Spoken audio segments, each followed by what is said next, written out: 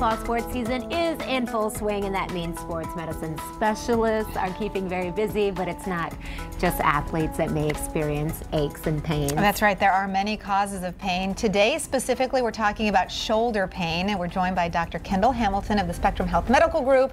And let's just start off by talking about the causes of shoulder pain. Of course, we see these athletes and we think, well, of course, if you're a volleyball player, you're going to get shoulder pain, or a pitcher. But boy, it is really more widespread than that. Absolutely. Shoulder pain is just really related to three things. That's what we do, how we do it, and how often we do it. So some typical causes of pain in the shoulder can include your overuse injuries, just doing things too often, your athletic injuries, that's actually having a fall during an athletic event. You can have arthritis in the shoulder, shoulder impingement, and rotator cuff injuries. Those are kind of the most common injuries to the shoulder. Yeah, and we know that because when something hurts, and it sometimes prohibits us from doing the things that we need to do. But what exactly is happening on the inside of our bodies? Because that's a perspective that we don't always get. Absolutely. Typically, if you're like me, your leaves are overdue. You need to go out and rake your leaves. You need to do some gardening, shovel some snow, and it's really a positional thing. The way that our shoulder moves when we reach our hands out to the side or elevate our arm above our head, we actually notice that our rotator cuff actually gets pinched underneath the end of our collarbone. Ooh, ow. That causes some inflammation, soreness, swelling, and pain. And then we typically feel that in our upper arm, sometimes in our upper back, and even in our neck. And so is this something that as people age, you mentioned arthritis as maybe a possible cause, is as we age, does part of that mechanism deteriorate or change? Absolutely. There are some age-related studies that show that our tendons kind of just break down. Our muscles aren't as strong. We lose some of the muscle fibers and strength. And then we actually just see that the tendon breaks down. It's not as efficient when it works. So.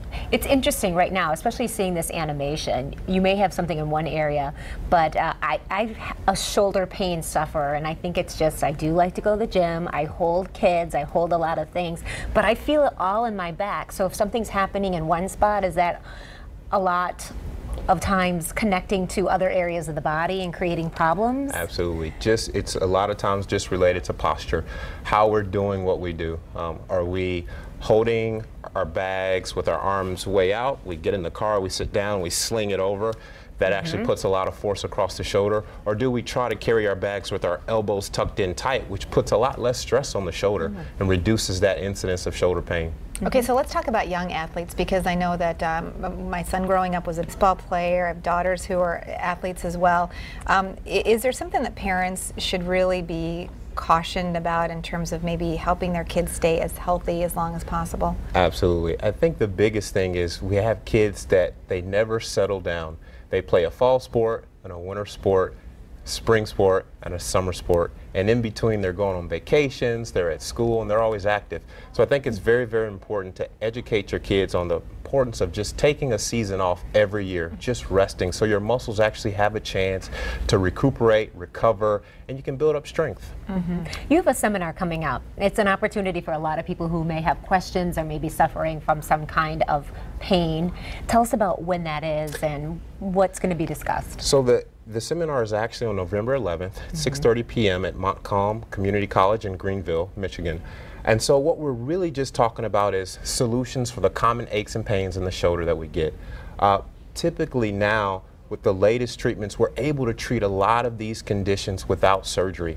Physical therapy, changing our activities, changing our posture, doing a lot of massage and muscle strengthening and muscle stretching will actually reduce the incidence of a lot of these aches and pains tremendously.